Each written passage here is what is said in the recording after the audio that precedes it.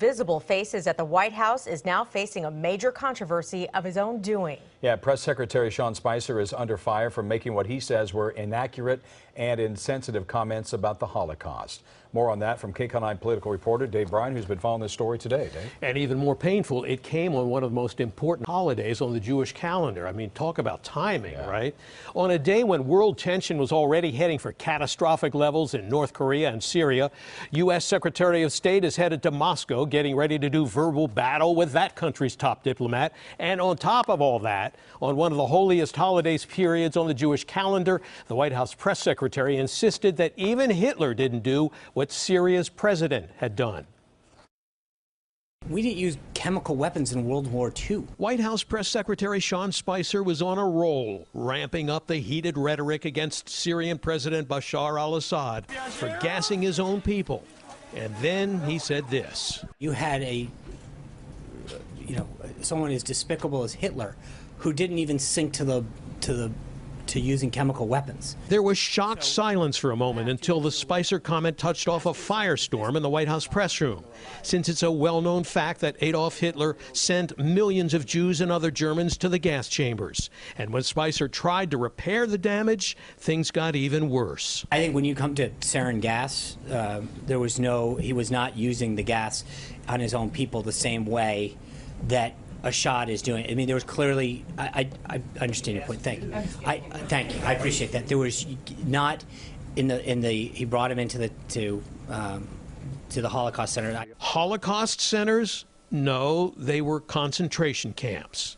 Tuesday evening, Spicer apologized for his mistakes. I mistakenly used an inappropriate and insensitive reference to the Holocaust, for which, frankly, there is no comparison. And for that, I apologize. It was a mistake to do that. As I said, I'm not, in any way standing by them. I was trying to draw a comparison for which there shouldn't have been one. It was simply outrageous. It was painful at this Passover season.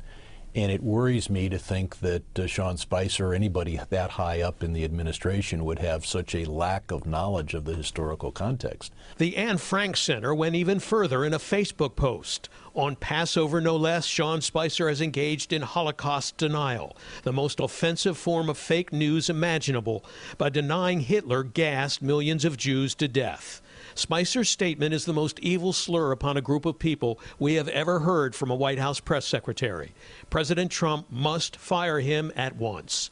Things were just as tense in Russia as Secretary of State Rex Tillerson arrived in Moscow, hoping to convince the Kremlin to go along with the U.S. plan to transition Syrian President Bashar al-Assad out of office. I think it's clear to all of us that the reign of the Assad family is coming to an end. I think it is clear that we see no further role for the Assad regime longer term, given that they have effectively given up their legitimacy with these type of attacks.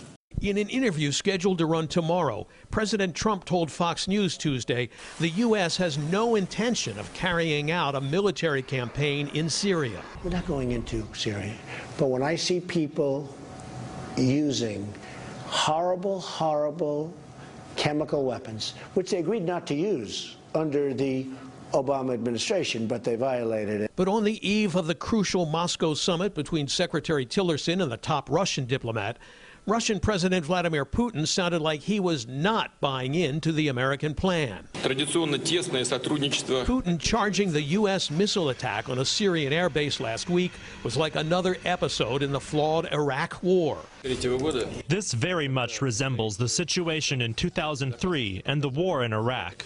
The Iraq campaign was launched, and it finished with the destruction of the country, the growth of the terrorist threat, and nothing less than the emergence of ISIS on the international stage. It was very clear that the Assad regime planned it, orchestrated it, and executed it. Defense Secretary James Mattis said he has no doubt the Syrian regime is responsible for the chemical attack in their country, but tamped down any notion that the U.S. military strikes there will continue.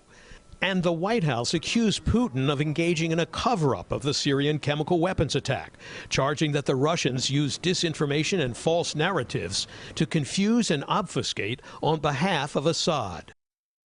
Now, Secretary Tillerson received a Russian Friendship Award from President Vladimir Putin a few years ago. And when Tillerson was running ExxonMobil, he had a good working relationship with Putin.